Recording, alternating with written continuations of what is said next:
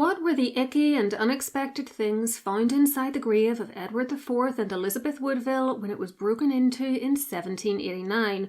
What condition were the mortal remains of this Plantagenet King and his Queen in? How was Edward's skeleton desecrated by those who breached his coffin? What colour is coffin goop, and what does it taste like? All will be revealed, along with pictures of the inside of the tomb, so stay tuned.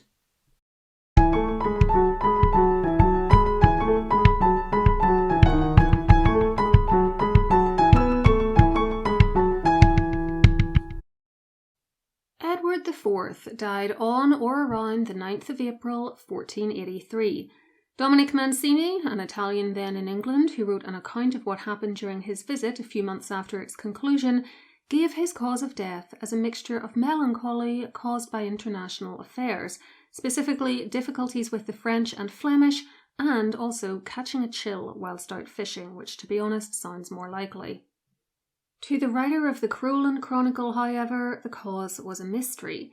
He said that Edward was neither worn out with old age, not yet seized with any known kind of malady. He just took to his bed at Easter and died.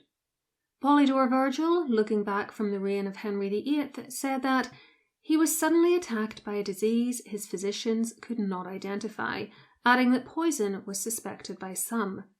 Whatever the true reason, at just shy of 41 years old, Edward was no more.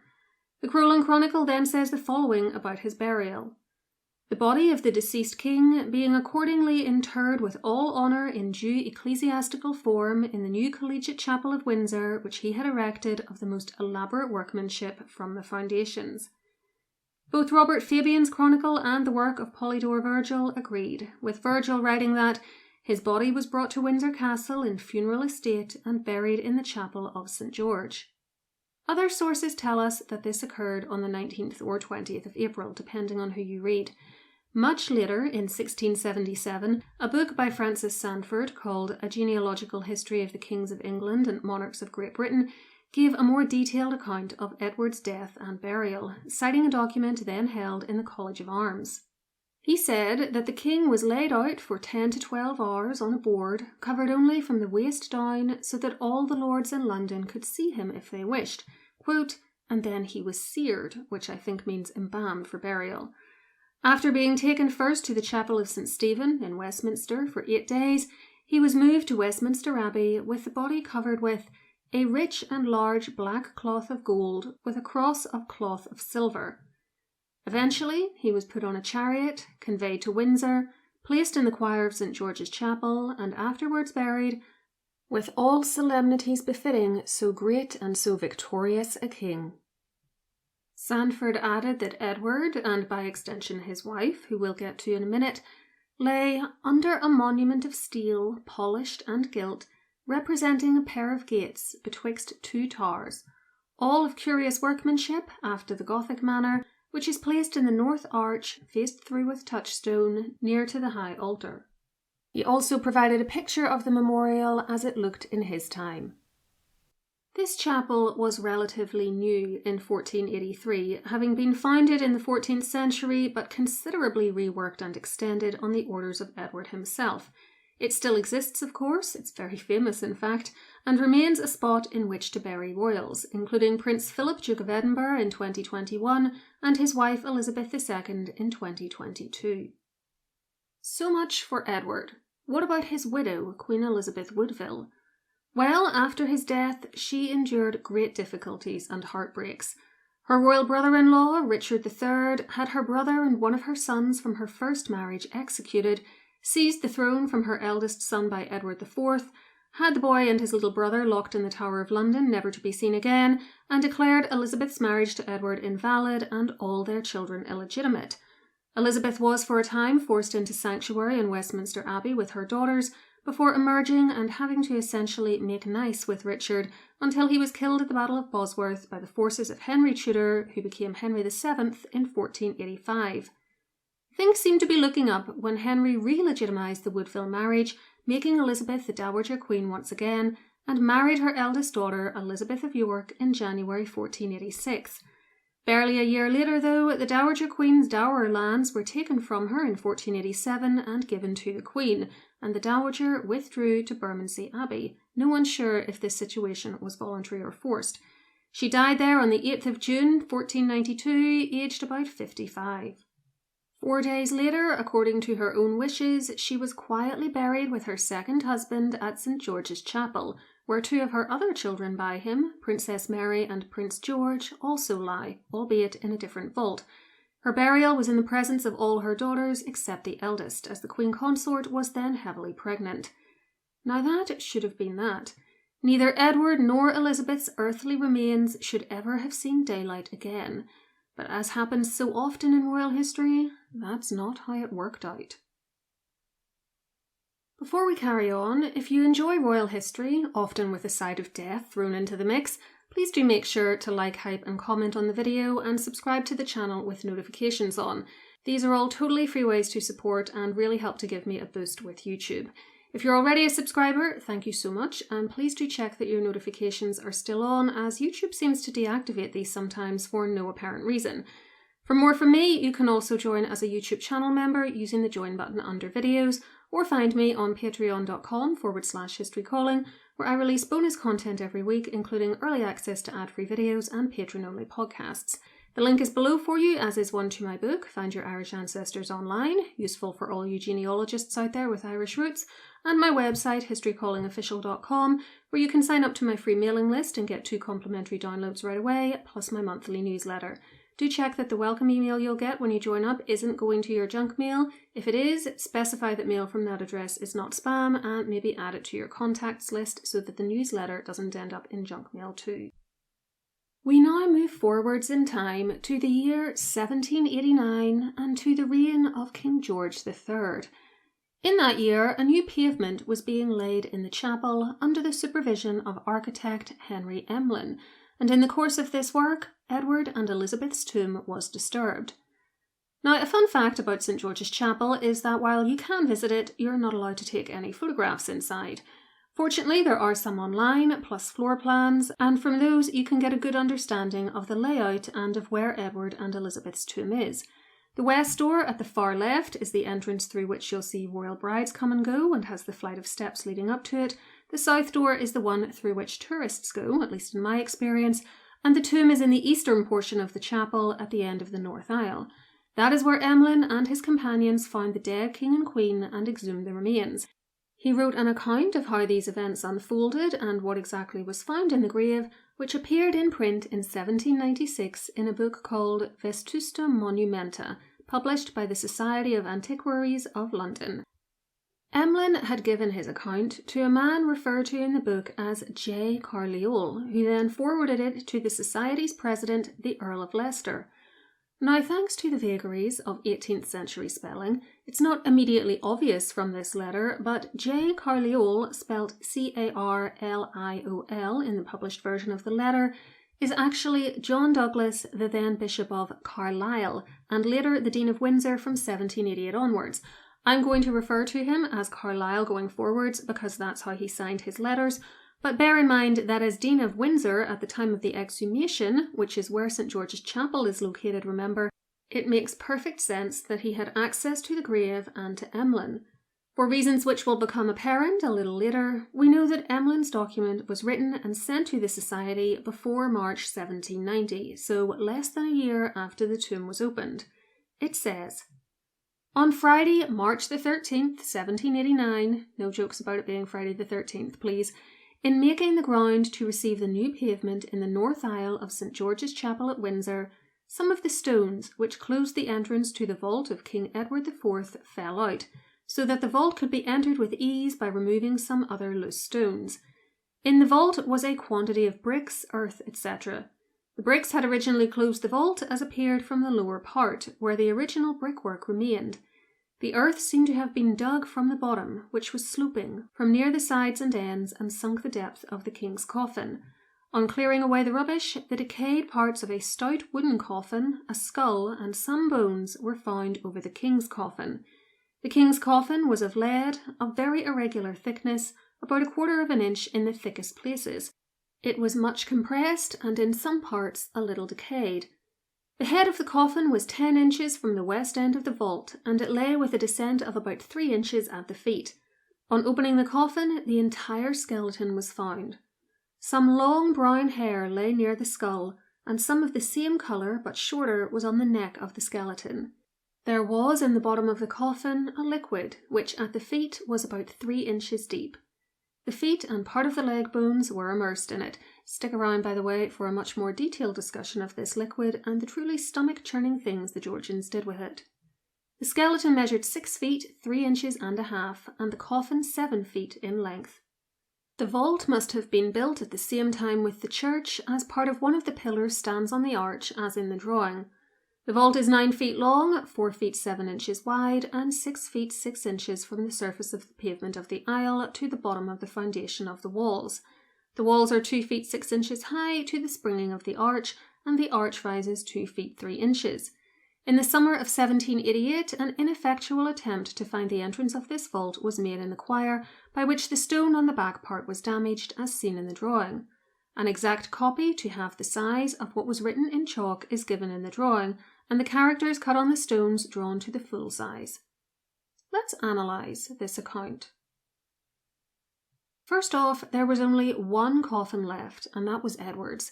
Those decayed parts of a stout wooden coffin, along with a skull and some other bones sitting on top of his coffin, which you can just make out in Emlyn's drawing, were, it would seem, all that remained of Elizabeth Woodville, one of the most beautiful women of her age, and the fact that she wasn't in a lead coffin accords well with the description of her having only a very simple burial with her husband. Being put on top of his coffin also makes sense, partly to save space. This vault wasn't particularly big and Edward's coffin was taking up a lot of space in it, and partly to keep them as close together as possible. It's not a unique situation either. Elizabeth I's coffin rests on top of her sister Mary I's in Westminster Abbey, crushing Mary's leaden coffin. Unlike their great-grandparents, Edward IV and Elizabeth Woodville, though, I don't think either of those two would be happy about being together, possibly for eternity. If you want to learn more about their burial, though, I'll leave my video on their grave and memorial linked on screen and in the description box for you. Next, I have no doubt that the skeleton found was that of Edward IV. First and foremost, the bones were in the correct location, just where contemporary descriptions said he'd be. Second, he was with another burial, Elizabeth, again as expected. Third, there are the inscriptions on the vault walls, which Emlyn provided drawings of. Some of these are incomprehensible, no matter how hard I looked at them, and perhaps they were partly faded. But he does tell us, and show us, that Edward IV was written with chalk on the east end of the vault, while the name Edward was engraved on the south side of the vault. When exactly these inscriptions, along with the others, were put in place isn't clear, though the script style certainly looks 15th or 16th century to me. Fourth, the skeleton matches Edward's physical descriptions and portraiture. Not only do paintings show him with the same chin-length brown hair found on the skeleton, his very unusual height also marked him out. Polydore Virgil said that Edward was tall and lofty of stature, so that he towered above everybody else, while Dominic Mancini agreed, describing him at the end of his life as a tall man and very corpulent, though not to the point of disfigurement. The skeleton in the coffin measured 6 feet 3.5 inches, a height which would make a man pretty tall even today, and which rendered Edward practically a giant for his time. It was a trait which would be inherited by his grandson Henry VIII, whose height was also much remarked upon. Emlyn notes too that there had been an attempt to find and open the tomb in the summer of 1788, but provides no other details, like why this occurred and who gave permission not just for that attempted opening, but for the one in which he was involved. In fact, I doubt very much that any permission was given. In the late 1780s, the king was in the midst of one of his first serious mental breakdowns, and I suspect there was a lack of oversight as to what was happening in St. George's Chapel, despite the fact that it's right next door to one of the main royal residences, Windsor Castle. Now let's talk about the coffin goop, as I like to call it, by which I mean the liquid at the bottom of the coffin in which Edward's feet bones were submerged, and which Emlyn also took the trouble to draw. Antiquarians of old loved a bit of coffin goop, as you'll know if you've watched some of my other videos about digging up royals, and they loved messing around with it, even though I would say that it's painfully obvious that it's the result of decomposition and possibly embalming fluids, and so there's really no great mystery to it or reason to take such an interest in it. Still, I wasn't there to tell them to stop being disgusting, so instead of leaving the goop alone, they collected some vials of it for experimentation. How do I know this? Because we have a written record of the analysis of this liqueur, as it was referred to, which was carried out by Dr. James Lind, who was a very well-known Scottish doctor of his day, then a physician at Windsor, and also a Fellow of the Royal College of Physicians of Edinburgh. This was also sent to the Society of Antiquaries by the Bishop of Carlisle at the same time as Emlyn's account, so no later than March 1790, but only published in 1796, 2 years after Lind had died, in fact. The doctor starts by telling us that the appearance of this liqueur was very much like that of walnut pickle, a dark brown colour which was rendered very dense by a quantity of matter, principally consisting of very small particles of a woody substance which floated in it, and which, when the liqueur was left undisturbed, soon fell to the bottom of the vial. It was inodorous and tasteless, excepting a small degree of roughness or astringency, just like water which has remained some time in a rotten wooden vessel. Now, gang, how do you think he knew what this goop tasted like? Yes, that's right, he must have put it in his mouth. Talk about disgusting. It may interest you to know that this guy was a pioneer of hygiene in medicine, but you would never guess it from this story, and I certainly pray that modern pathologists do no such thing.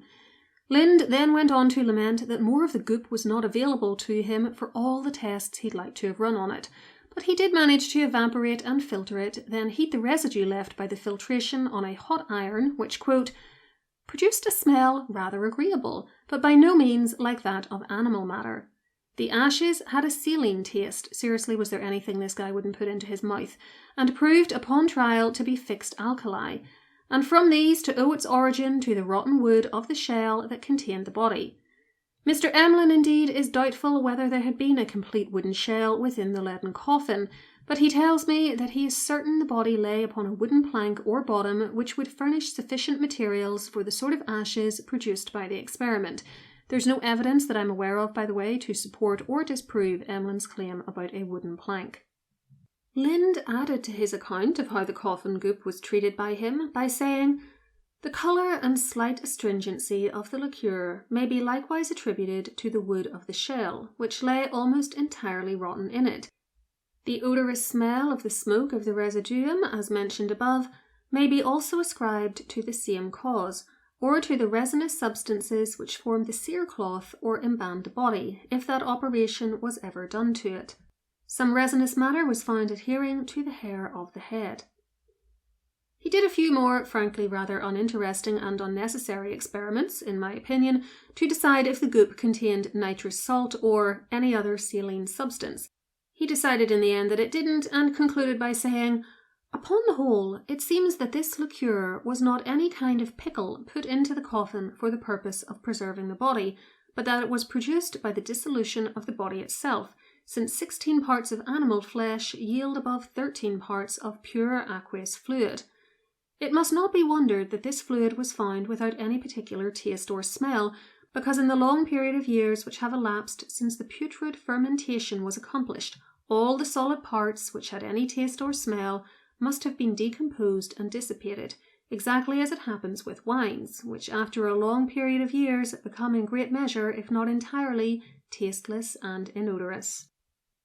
That was all he had to say on the coffin goop, but he added a little postscript related to the fragmentary remains of Elizabeth Woodville's coffin, saying, the wood of the coffin, which contained the remains of the Queen, upon a strict examination of its texture, appears to be pine, and not cedar as some have imagined, which is farther confirmed by observing that cedar is the produce of America, which country had not yet been discovered at that time when this coffin was made. It is likewise worthy of notice that this rotten wood, when put upon a hot iron, yielded the same smell as the residuum of the liqueur found in the coffin of the king. When John Douglas, Bishop of Carlisle, sent Emlyn and Lind's accounts to the Earl of Leicester, his covering letter had no date, but another letter from him to Leicester also appears in Vetusta Monumenta, dated the 2nd of March 1790. In this, he asks to subjoin to the papers of Mr. Emlyn and Dr. Lind a few particulars connected with the subject. That's how we know that the previously quoted documents must predate March 1790.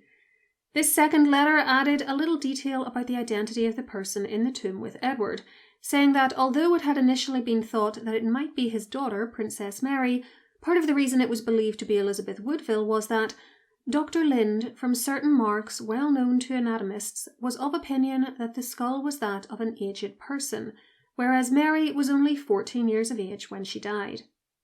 Now, I don't know that you can actually tell a 14-year-old skull from that of a woman in her 50s, or if doctors of the late 18th century would have been able to, but I still think those other remains were of Elizabeth due to what we know about her burial from contemporary sources, and above all because Princess Mary lies in a different vault in the chapel with her little brother Prince George, and they were discovered there in 1810.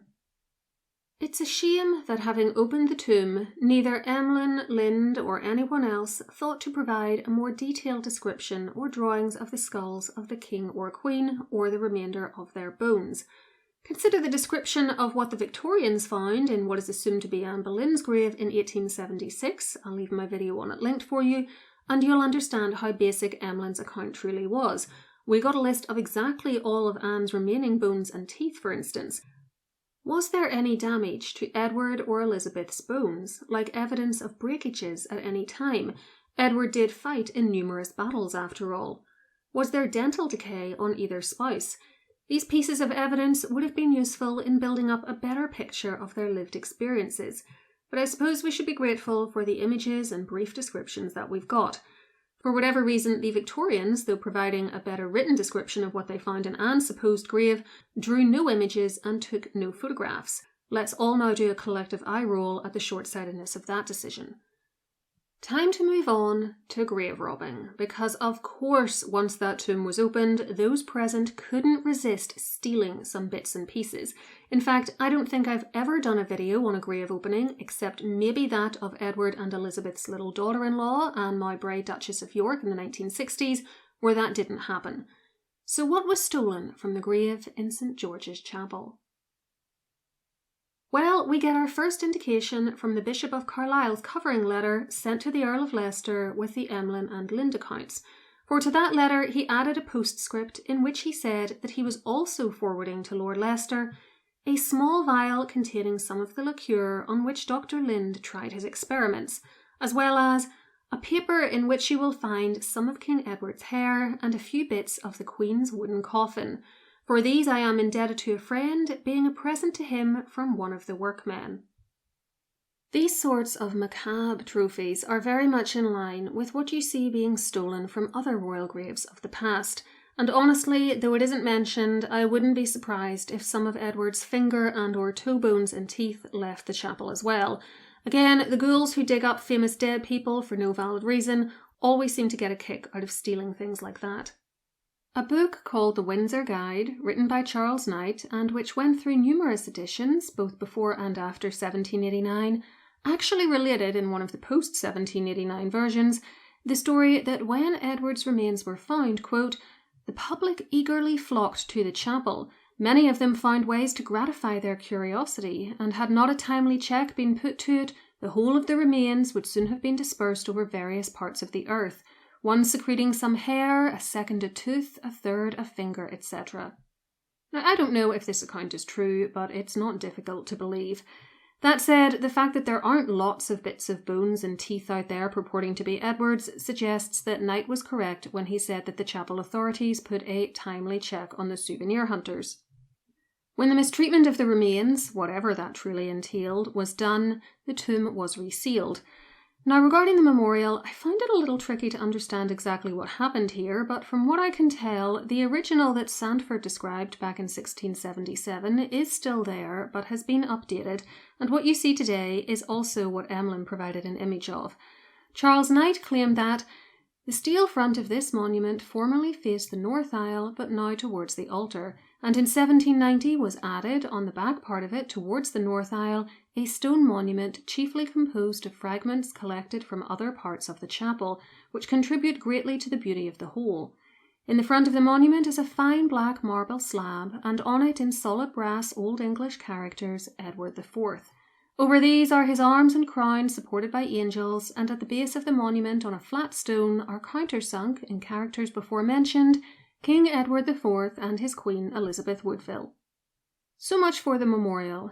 Let's now hear about the coffin goop, coffin fragments, and most especially the king's hair, which can be found in the written and eventually photographic record from 1789 right up to the present day. On the 20th of March 1789, just a week after the tomb was opened, politician and antiquarian Horace Walpole wrote in a letter to Mary and Agnes Berry that he had got a few hairs of Edward IV's head, not beard. They are of a darkish brown, not auburn. Walpole died in 1797, and his collection of interesting objects was eventually broken up and sold in 1842. In that year, we read an account of the auction in the Gentleman's Magazine, which includes the following lines. Hair of King Edward IV, cut from his head when the coffin was discovered in St. George's Chapel in 1789, given to H. Walpole by Sir Joseph Banks. Joseph Banks, who had died in 1820, was a famous naturalist with connections to the royal family, and was president of the Royal Society of London for Improving Natural Knowledge. I don't know how he came by the hair, but he seems like the sort of person who would have been interested in it and who would have had the social connections to allow him to obtain a piece of it. Whatever its exact provenance, this lock was sold from the Walpole collection for 3 livres 3 shillings to a Mr. Russell. Then, in 1869, the Journal of the British Archaeological Association included a discussion of Edward and Elizabeth's tomb opening. It quoted a Mr. Cato as saying that in a recent letter he had read in the Times newspaper, written by a Mr. Albert Hartshorne, who was a well-known English archaeologist, Hartshorne had claimed that in 1789 the body of Edward IV was exposed to view in St. George's Chapel, when a quantity of long brown hair was seen, but there were no traces of cerecloths or robes. He is recorded to have been buried in velvet and cloth of gold. I imagine the reference to what Edward was buried in comes from Francis Sandford's 1677 account, or maybe from the source which he in turn used, but I don't know. He did mention a rich and large black cloth of gold, though, at least. Mr. Cato, as he was chatting to the members of the British Archaeological Association, said that he had some of the hair, along with a letter which established its provenance. That letter was written by a Mr. Henry W. Legee and was also published in the journal. It reads as follows. Sir, I beg you will accept of a curiosity which you may depend upon being real, as I took it from the skull with my own hand, and has never been out of my possession since. A lock of the hair of Edward IV, entombed 309 years ago in St. George's Chapel, Windsor. The 2 men who had the charge of the tomb I knew well, and had done some services for. They obliged me with going in many times.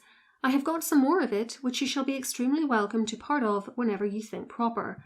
I am, sir, in every sense of gratitude, your obliged humble servant, Henry W. Legee. That might be pronounced leg, but I'm not sure. It's spelled Legee.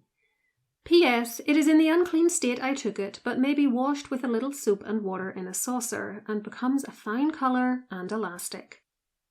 This letter is undated, and we don't know to whom it was sent, but if Legee's dates were correct, then it is from 309 years after Edward IV's death, which would mean it was written in 1792. It also shows just how unprotected the king's remains were. He said he had obtained the hair from the skull personally, having been allowed to view and interact with the remains many times, and had so much of the hair that the lock he was parting with on the occasion he wrote his letter was only part of his trove.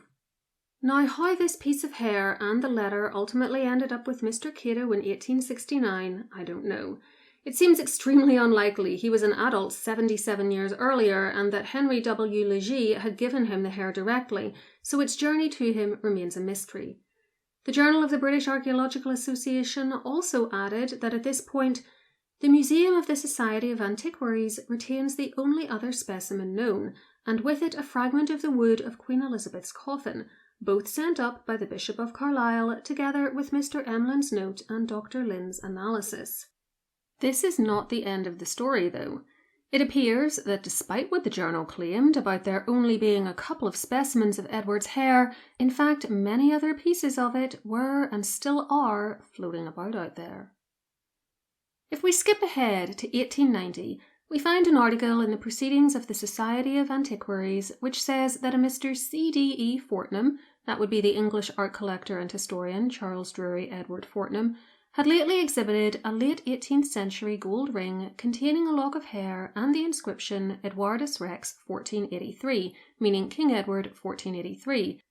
Now the ring actually belonged to a Dr. Little of Ryearsh, West Malling, having been in his family for many years at that point, and it was assumed, correctly I think, to refer to Edward IV.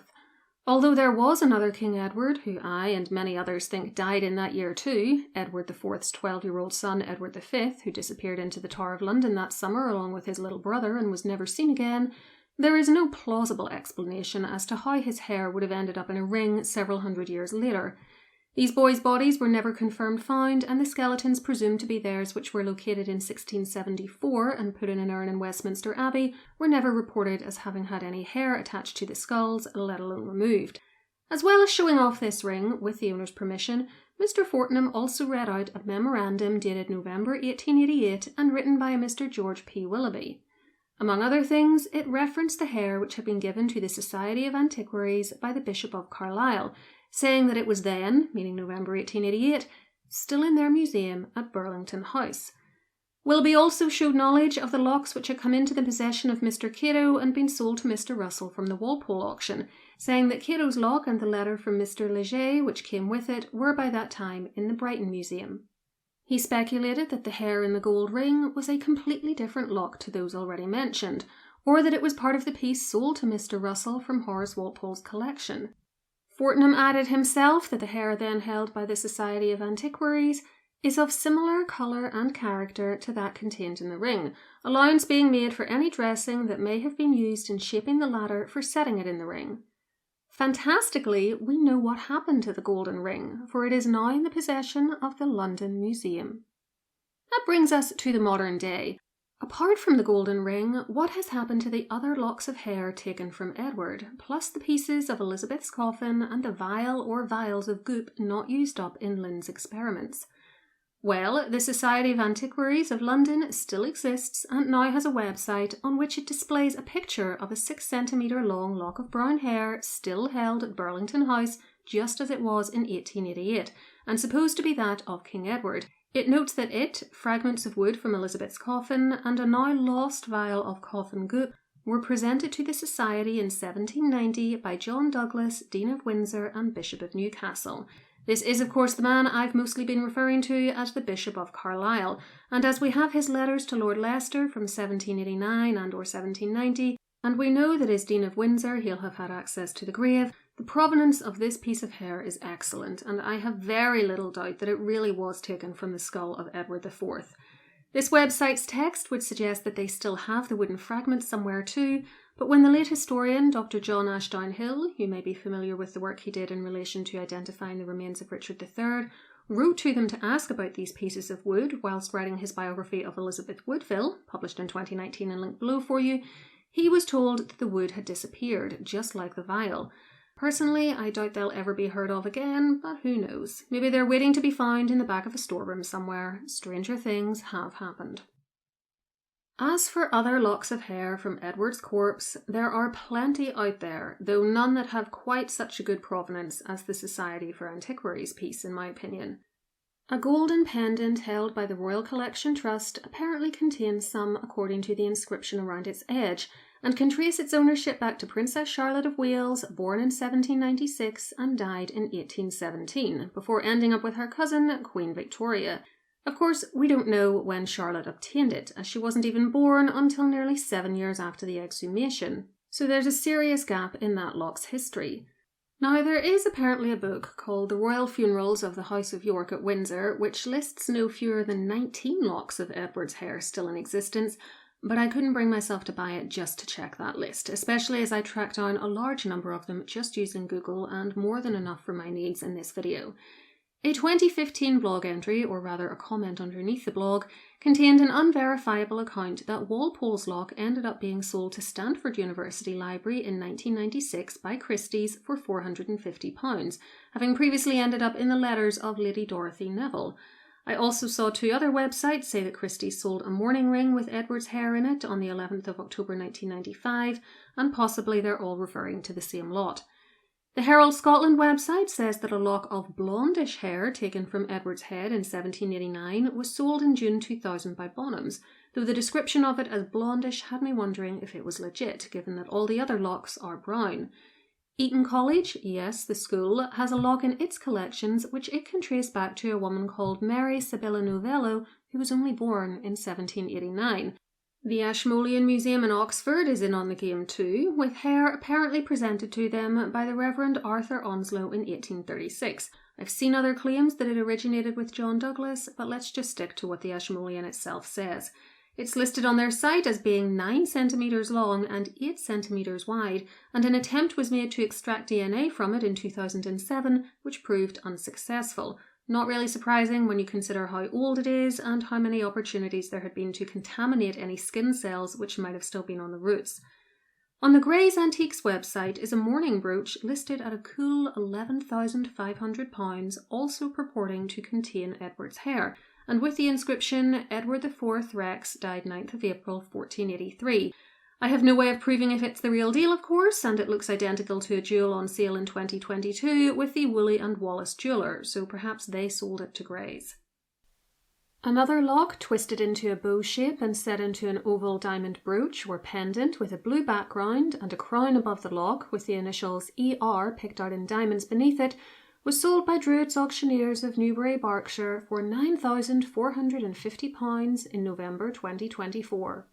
On the back of that jewel are the words, Hair of Edward IV, who died April the 9th, 1483, discovered at Windsor, March 1789.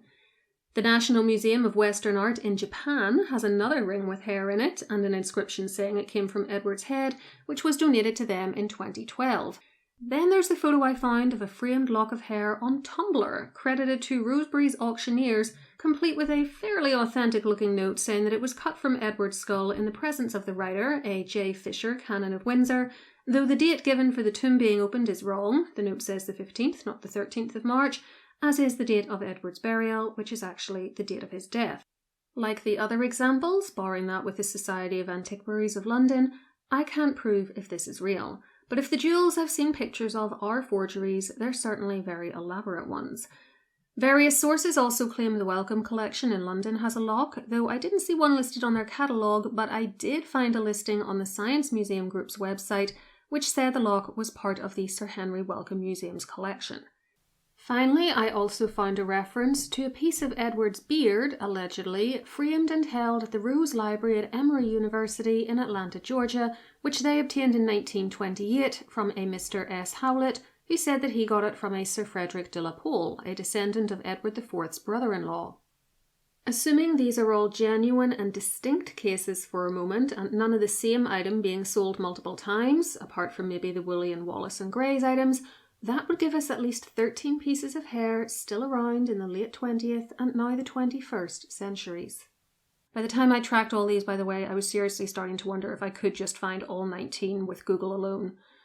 One of them could be the missing one owned by Mr. Cato in 1869, but we may never know.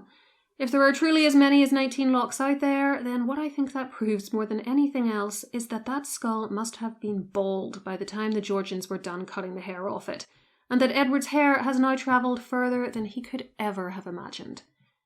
I hope you found that look inside the tomb of Edward IV and Elizabeth Woodville interesting. Before I go, a quick thank you to those of you who support the channel using the thanks button under videos. It's much appreciated and helps me to keep doing what I'm doing.